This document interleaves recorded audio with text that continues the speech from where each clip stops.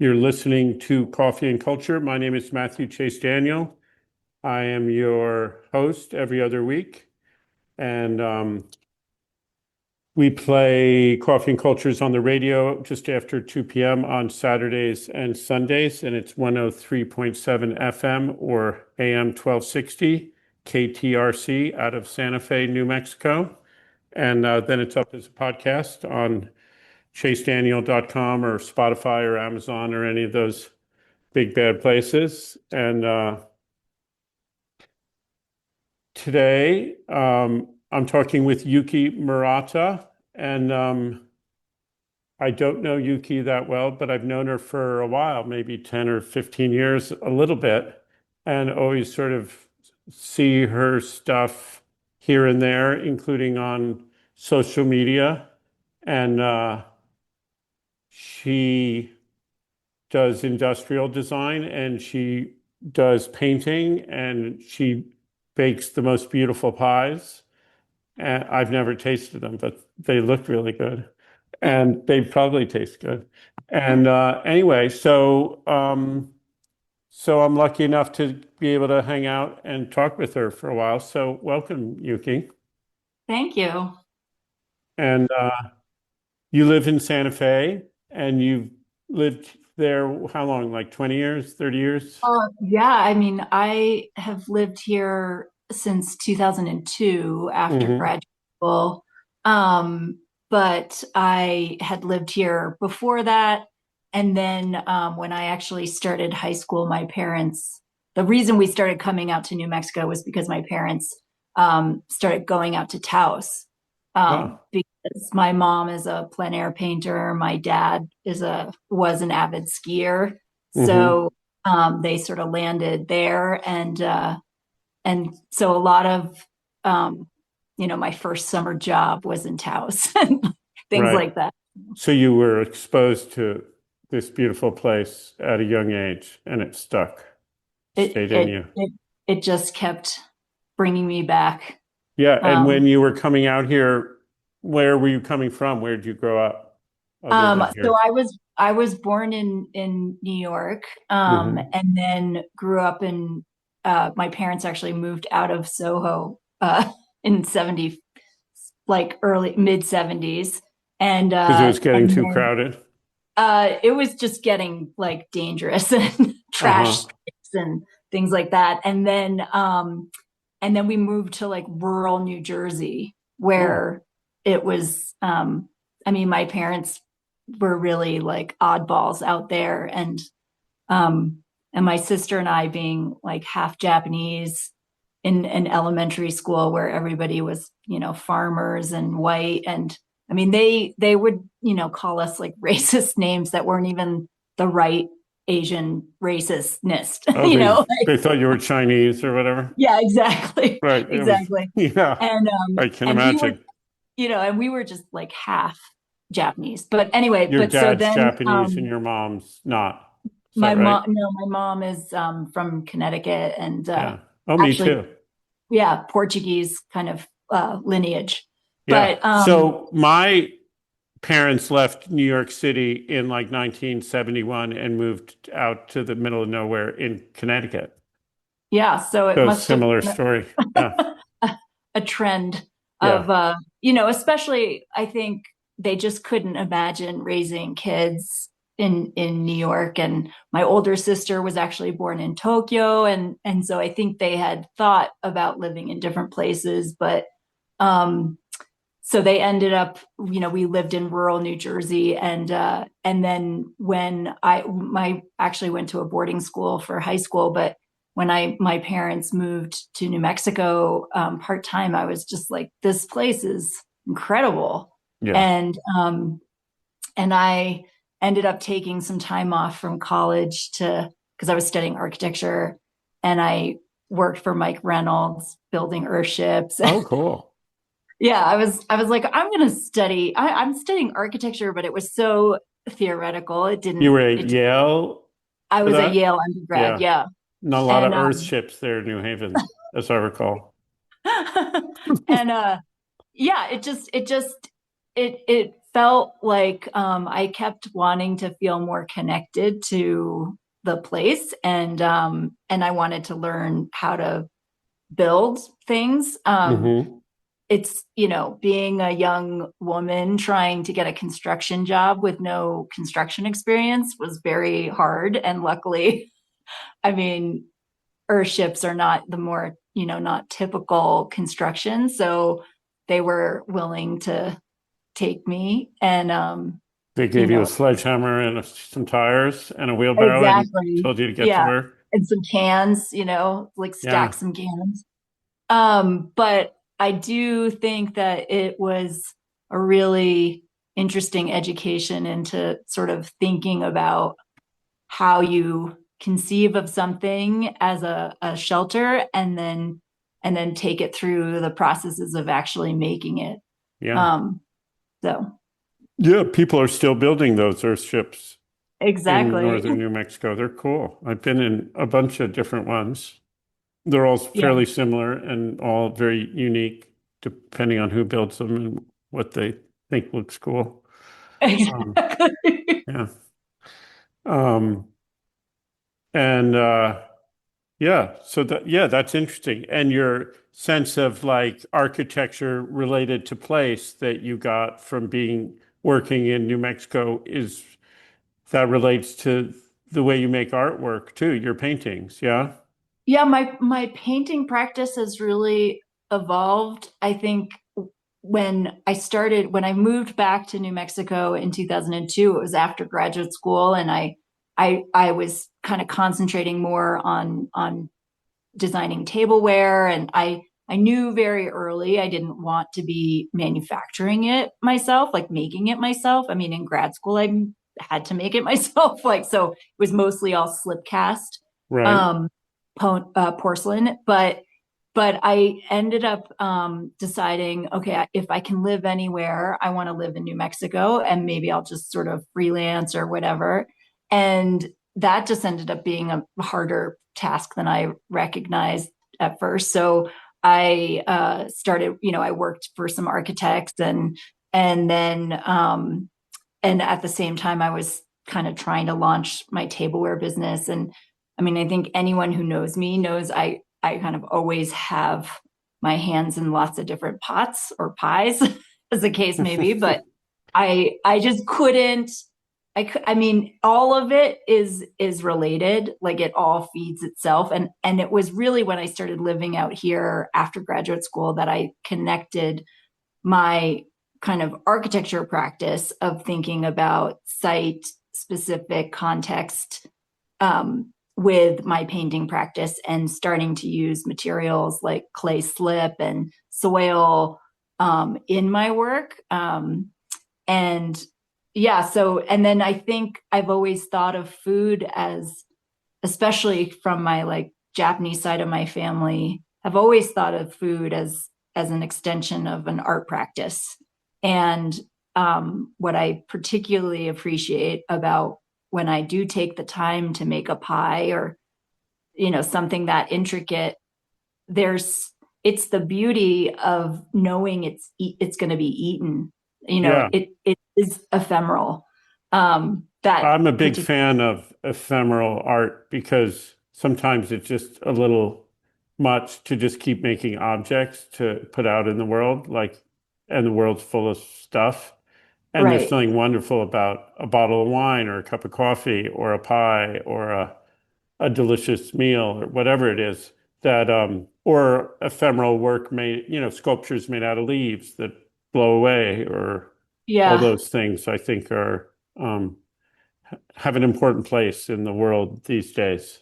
Yeah, I mean, I love Andy Goldsworthy's work so much. It like hurts sometimes to like look at it. Yeah. It's, and yeah, there's something so powerful about the idea that it's, I mean, the record of it is a photograph or a Right. video. Yeah. Andy And Goldsworthy is a really good photographer as much as he is a right, sculptor or a painter or whatever you would call him. It's the right, photographs that capture it or right. sometimes film. But yeah. We got to go to a break. So that's our first 10 minutes. We'll be back. You're listening to Coffee and Culture. I'm Matthew Chase Daniel, talking with Yuki Murata. You're back listening to Coffee and Culture. I'm Matthew Chase Daniel, talking with artist, designer, architect, baker, Yuki Murata. And you have a family too. You have kids, right? I do. Yeah. I have one who's still at home. She's a freshman in high school, and Uh-huh. one who's just went off to university. Yeah. Cool. Congratulations. That's a fun Yeah. adventure. Yeah. Yeah, I have a 30-year-old son. Um, Oh, yeah, so he yeah. left home a while ago, but I just saw Yeah. him today. Oh, He lives in Los Angeles, which is where I am at the moment. So yeah, we moved some furniture, stuff like that together. Tomorrow we go to his house to chase down a electrical short in his house. Nice father and son activities. yeah. Um, Yeah. so you're one thing that you've made for a while are what I think are called smush cups. And they're Yes. these slip cast porcelain, like coffee cups or teacups. And they have these little dimples in them. That's the smut. Like they're Yeah. these beautiful, look like thrown on a wheel, very delicate and beautiful, and then squished a little bit. Um, Yes. and I don't know what it is. I love that combination. And they're slip cast, right? Is that right? They're slip cast. Yeah. Yeah. They're slip cast. So there's something And about the sort of, I mean, not that making things on a wheel is mechanical, but it's more mechanical than hand building something. And so it has this like very formal form and old ancient form of the cup, but then this very human squishiness. So I don't know if you talk about that and what well, led to that and it's how you made it, those. And it's also so interesting because I think when you think about slip casting is even more of a mechanical, like mass production type of ceramic experience. right, And so uh it's I mean, I knew ahead of time. I mean, really that form came out of thinking about the positive negative of mold making, and I loved making the positives out of, I'd make them out of plaster and just sort of, feel my way, like sand things down, and because you really have to start with that, I mean, all of this, but like you have to start with that bigger form, and then you kind of work it down till it feels really right, like in your hand, and then you make the mold of that. right. So that mold is not made from something like a thin porcelain thing thrown on the wheel. It's only a mold of the outside. And so it's a solid plaster piece that then and the way a slip mold works is it's two or three or more pieces of Right. plaster that you lock together and strap together or whatever. And then you pour a liquid clay into the top and swirl it around for just the right amount of time for the plaster to suck out enough moisture that the wall of the cup is the correct thickness. And then you let it dry and pop the mold off. And then Right. that's so the inside is just created by the amount of swirling around in time and heat and whatever. Is that right? Yeah. Yeah, exactly. I mean, it's kind of a good it's similar to, in some ways, like it's like a recipe, like you have these different parts, and so yeah, so to me, the the genesis was really that form, that organic form to start before I even made the mold. Right. And so yeah, and then when I found a place that would do my production for me, I mean, I tested out a couple places, and not that many places would do production in such small numbers that I wanted, because I was kind of funding this all myself. And Right. You didn't need 10,000 cups all at once. You needed exactly. 100 and then Exactly. 100 next year or whatever. Yeah, and I ended up working with this amazing artisan kind of collective in Tangshan, China, that they were mostly producing their own line of fine bone china that was all hand painted. And I mean, most of the work that I do is actually just whiteware, but the smush, so I would go to the factory, and I would stay in like a little dorm room, and I would eat with them in the factory, and I would stay there for like 2 or 3 weeks, and I would just kind of push through some production, like some ideas and some um production pieces, and the when they would pull them from the mold, I kept, they already had that dimple in them, those little dimples in them, but I really encouraged them to just like squeeze them a little bit, like when the slip was kind Leather of, hard or whatever. yeah. And I mean, even before it's like really leather hard, it's like still right from the mold. And of course, their mindset at the factory was to make things, even though they were handmade, to make them as consistent as possible. Right. But I was like, I want the handmade touch to it. Like I So want everyone people, is a little different, and everyone's you a encourage little them to different. squish it and deform it a little bit. So they're Exactly. part of it, not just manufacturing, but making. Yeah. Yeah. So Oh, that's great. it was such an education, like beyond, in graduate school, like going to all these factories in New England and seeing, AT cross pens being still made by, a human and punched Hmm. out of a die cut, thing. It was just a really like incredible way to see true like artisans making things the way that China. There's a reason why bone china is called bone china. It's like because it came from China, So Right. Yeah. And it's sort of translucent, yeah, the porcelain a yeah, little bit. yeah. I mean, when you hold it up to the light, it definitely it's so thin, and it's also I mean, bone china was called that because it had a certain percentage of bone ash in it. Hmm. From, I mean, it used to be animals, but now I think they make a sort of uh, manufactured bone ash. But Right. yeah. Cool. Yeah.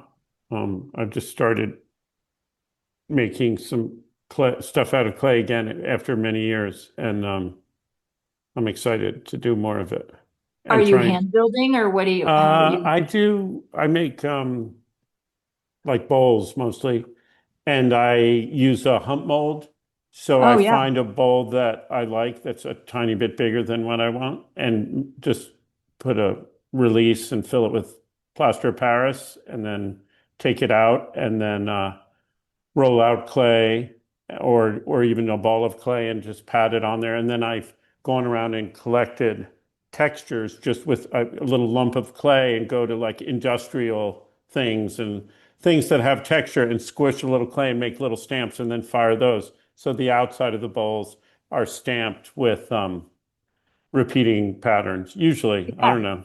Oh, Um, it's such a cool way to take your work kind of out into the field, yeah. but not have to actually take your bowl like out into the field to get those patterns. Yeah, Yeah. I have a huge can just full of little stamps. And it turns out there's like one or two that I really like to use over and over. And the rest are like, oh, that was an interesting idea, but whatever. Yeah. But Yeah. yeah, that's a fun process to grab textures. And I tried like grabbing textures like tree bark and stuff, but generally like manufactured things, screws and bolts and Yeah. things, geometric things look a little better when you repeat them. For me, for what I'm doing anyway. Yeah. Yeah. But I'm playing around with making them thinner and translucent, and using Ooh. maybe porcelain, or I don't know.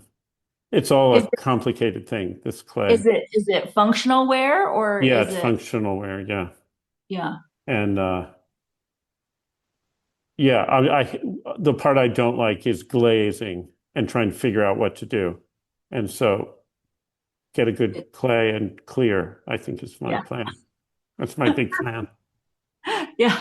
No, I Uh, mean ceramics like it's such a world. I mean, it's a total world. And I have such reverence for people who are in it, and doing like amazing work. Because I mean, to me, I always I came at my ceramic work really just as a designer, not as a ceramicist. Right. Because I would never, I mean, it's so much to know, and like the glazes and the clay bodies and the fire temperatures. And, I mean, for a while I had my own kiln, and I just was like, this is like not, I mean, I had my own kiln just so I could make prototypes, but I was like, this is so complicated, Yeah. me. Yeah, I agree. I admire other people. We have to go to another break. We'll be back. I'm talking with Yuki Murata. You're back listening to Coffee and Culture. My name's Matthew Chase Daniel. I'm talking with Yuki Murata. We're on 103.7 FM and AM 1260 KTRC in Santa Fe. Podcasts you can find at chasedaniel.com, or just look up Coffee and Culture with Matthew Chase Daniel on whatever your favorite podcast platform is. And well, there's so many different things. I have a list that says Iceland, Svalbard, Kintsugi, um, all different things notes I took this morning. So Iceland, you did an arts residency in Iceland a couple of years ago? Actually, it was last year, like right before Thanksgiving. So I left, and then I left for Iceland, and I was in Iceland by myself watching the US election from Mm, Iceland. And it charming. was So not what I mean, I was you were going to I abandon spent your kids and never come back? I spent a lot of time in Iceland, just like, I mean, in some ways it was good because it made me realize that I mean, in an existential way, the world will keep going despite what happens in our little part of the world. Like, Right. Iceland seemed to not give a F about what was, I mean, obviously, the US election does impact people globally, but it was actually like a pretty healthy dose of context to Yeah, be in. good. How long were you And there? I was there for about 3 weeks, Uh-huh. and it was kind of a pretty solitary uh, residency, in that it's through this Hafnarfjordur um, uh, town cultural center museum, and they run this residency. And they would they have an artist who will come, and you like get this little apartment with a kind of workspace, and they just sort of support you in that, if whatever you want to do. And so a large part of my painting practice is to take my canvas out, like walking with me. And to me, I've been thinking a lot about it in terms of almost as if like the land is co-making this work with me. And Mm-hmm. um, I have, I think, in my design and practice, have always been pretty controlling about whether it's the medium or the my design aesthetic is quite minimalistic, and certainly in my residential design it's pretty edited and curated. And I think that the the serendipity and the kind of unknown factor of when I take the canvas out and I walk it wherever I am, it that is like a real cathartic kind of letting go of control, and allowing whatever might happen. And sometimes, like in a place like Svalbard, which is kind of territory of Norway, but way up in the Arctic Circle. I mean, the issue with Svalbard is there just isn't really soil. It's like Right. Your it's canvas might get a little wet or a little covered in snow, but no. Right. Or I mean, what I thought was maybe going to happen was that the salt water, like that the salt would leave a pattern, which it kind of did, but it was just a very different landscape. And so I had to think about my work differently. Um, and but that also too, like the idea, I mean, when you think about, you had mentioned the idea of like ephemeral art and not, filling the world with just more stuff, right? Hmm. Like, um, I got really interested in the idea of that it's almost um like an artifact of this certain time and place, that this piece of canvas went all the way to the Arctic Circle. and Right. It's in a and way it's partly the imagery that comes out of it, but it's partly just the sort of essence, spiritual essence, for lack of a better word, that this has absorbed some of the energy of the place. right, right. I mean, I think I haven't decided whether or not I like using the term terroir, but like, there's really no other word I can find that sort of describes that exact concept of something being so affected by all those different factors like climate, the ecology of the place, the geography, the weather, I mean, all of those things. Right. And And terroir is used usually for like wines, right? yeah, So I like if think you it's plant a grapevine in Burgundy, it's going to taste the wine will taste different than if you plant the vines in Santa Fe. right, right. And it's the same thing with like it depends on the weather that year, right? Right. Like if it was a dry season or a particularly like sunny season or whatever. I mean, so all of those things I think are you know, related in how I think about my work. I mean, I typically will write the GPS coordinates on the back of my painting of like where I was walking it Yeah, I and looked it up on your one of your Iceland paintings. I typed it in, I copied and pasted it into Google. I was like, oh yeah, that peninsula. Sure. That's like, yeah, halfway between Reykjavik and Keflavik. Yeah, I know where that is. I went to Iceland a couple times. Um, I went when I was 5 or 6, and then I went wow. back when my son was about 5 or 6 with him and my wife.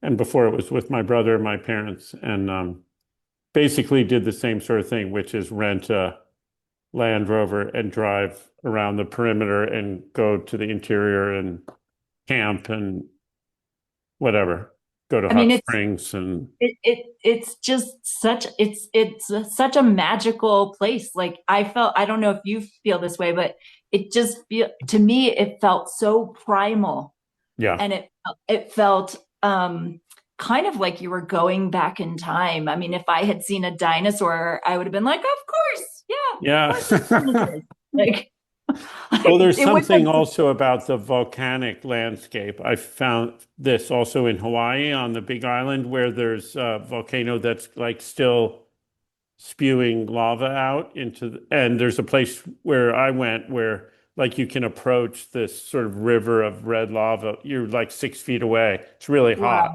And it's just wow, like bubbling and flowing down and then it sort of goes out of sight. And then you look over this cliff and it's pouring out of this huge, like 6 or 10 foot pipe, not a real pipe, but a yeah, natural hole and at the surf line. So when the waves come up, where it's coming out is underwater and the steam is coming up oh my and then the waves go out and it's pouring into the water and it could keep switching.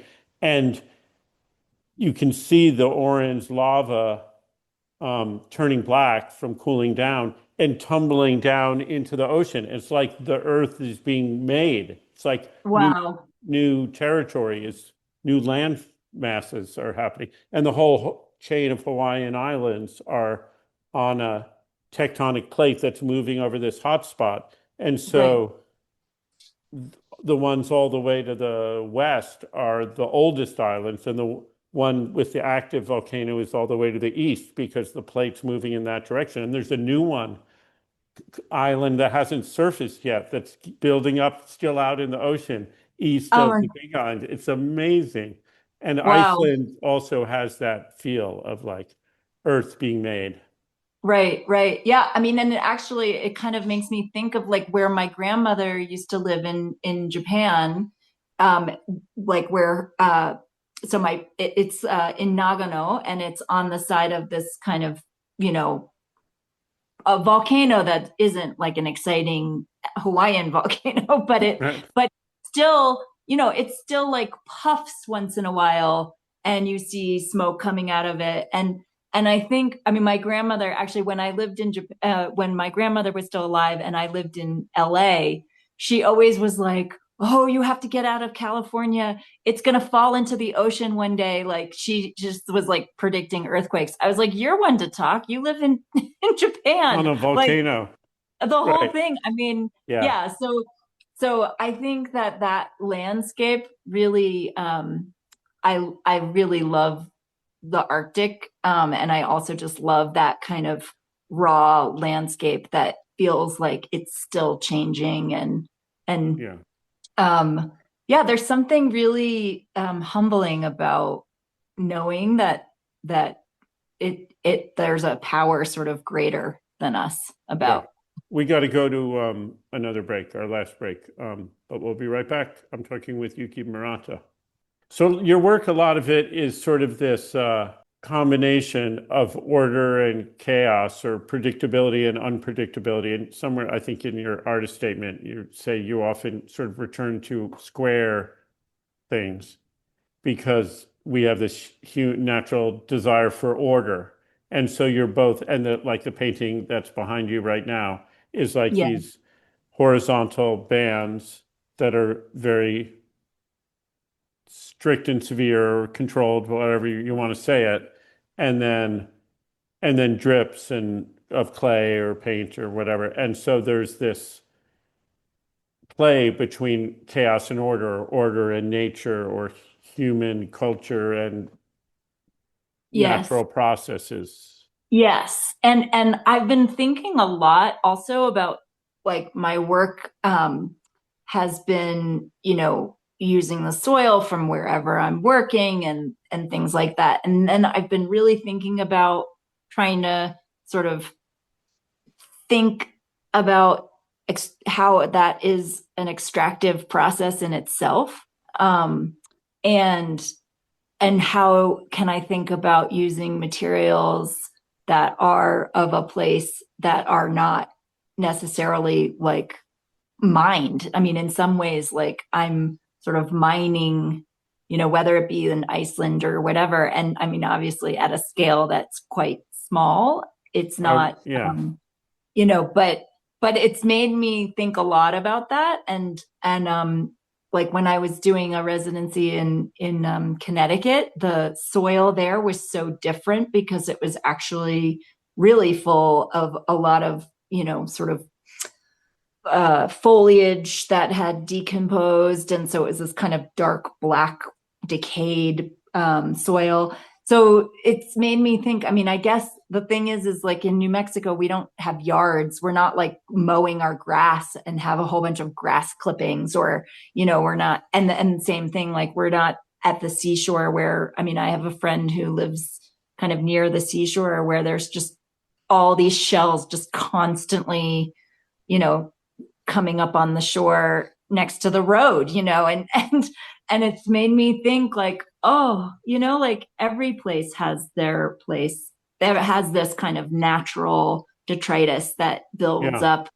And how can I think about making work that perhaps is a little less extractive? yeah. Um, I've thought about that a little. I've made sculptures out of plants in New Mexico, and I really like using Siberian elms, or oh, because they're invasive and everyone hates them, but they're little. When they're, if you cut one, it'll sprout back up, which is part of why right. everyone hates them. But those little sprouts, that are only 4 or 6 feet tall in the first year or two are great, like bendy little things.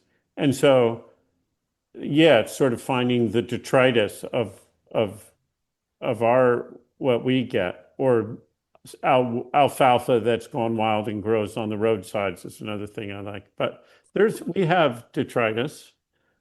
Just go, Yes. you could go to the transfer station at Buckman and go to the green waste lot. There's a lot of they'll, they'll be like, who is that lady?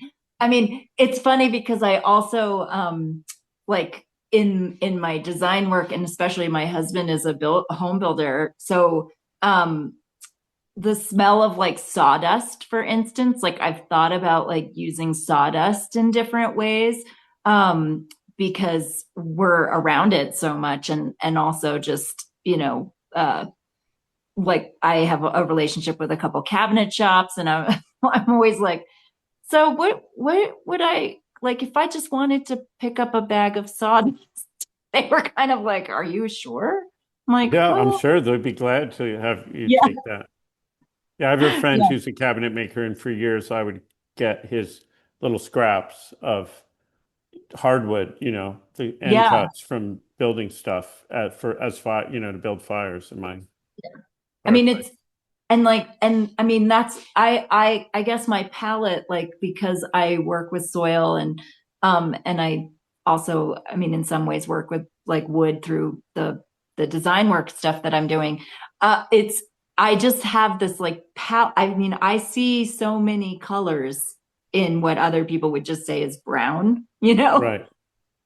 You must Um, be really been living in New Mexico for a while, yeah, because exactly. we're very good with brown out here. Exactly. Yeah.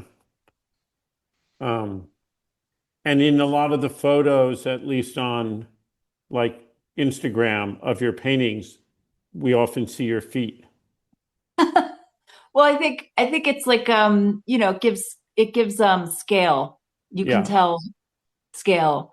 And I think for me it's a really strong connection to why I'm making the work in the first place, which is like about place. Yeah. So there's nothing more place nothing that places you more than just like when you really stand with your feet on the ground. Yeah, I mean, I suppose if I was really a more committed placing myself, I would do it barefoot. Right. But there's many a place in Svalbard or Iceland I would not put it would be too cold. Yeah. No, that's okay. You can do it sometimes and not other times.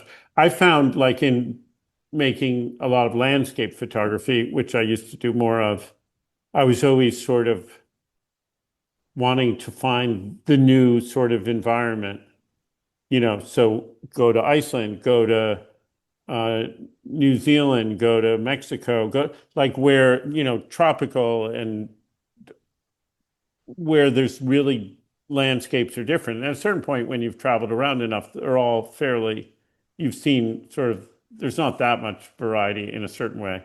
But I don't know if it's in another way, there's infinite variety. So is that something for you in the way you work, that you're interested in, like going to, like, the Amazon to see what the dirt's like there? Yeah, I mean, I think what well, anytime, and because you've traveled a lot, like there's like when you are in a different um landscape, you're in this sort of heightened sense of observation, and Totally. Yeah. and I love that kind of where everything, like, you're just absorbing it like a sponge, like everything, and the smells and the textures and the sounds, and it's so different, and it really puts me into this kind of creative zone of wanting to capture it, but like in obviously my own way, and not in a kind of literal way of just taking photos, or um and it's yeah, I think that there is something to also going to places that have a lot of water, Hmm. um because being in the desert, sometimes I can sort of convince myself that the mesa is like an ocean or something. Yeah, Like it I'm was once. yeah, exactly. Like across time. Um, and so I don't get that kind of like landlocked crazy feeling that some people sort of get, but I do like when I go to places with big bodies of water, there is something that I find kind of mystical about those Sure. places, and especially like when you pair it with volcanoes like in Iceland, it feels quite incredible. I mean, I was like one day I was on this hike in Iceland, kind of north of Reykjavik actually, but I'm like hiking and somebody starts speaking to me in Icelandic and I was like, I don't know what you're talking about. And he goes, "Oh, are you looking at the volcano?" And I said, "No, I'm looking at the whale." Like it was so funny because it's like what to look at, like Right. the erupting volcano or the whale that's like Right breaching, there. Yeah. Yeah, I find that heightened observation in nature. I also find it like if I go to Greece or some other country and go to the grocery store. And it's Oh, like the packaging for the milk and the yogurt and the whatever. It's just like everything's different and it makes you see it all um, fresh. Whereas here, exactly. you're like, oh yeah, I Tide. I don't like that laundry detergent. I prefer Right. the blah blah blah. And you're just looking for your little signifiers. And you go to some foreign culture, especially if you can't read the text and all of that. And it's just like it's all fresh and new and beautiful, and you have no sort of prejudgment or cultural things that are overlaying it. It's Yeah. fantastic. I mean, that's like my favorite thing to do when traveling is to go to a grocery store because A, I love food, and B, you can also just see, like you said, like if you don't even understand what you're reading, you're like, "Oh my gosh, they have like that many different kinds of mushrooms." Like when I go to Right. Japan, I'm always like the mushroom section in the grocery store is like 5 times the size of any other, section. People look up Yuki's stuff, yukimurata.com, moderngoods.com. Also, she's on Instagram, Yuki Murata underscore studio, and Yuki Bird underscore bakes. Yuki is Yuki. Thank you so much.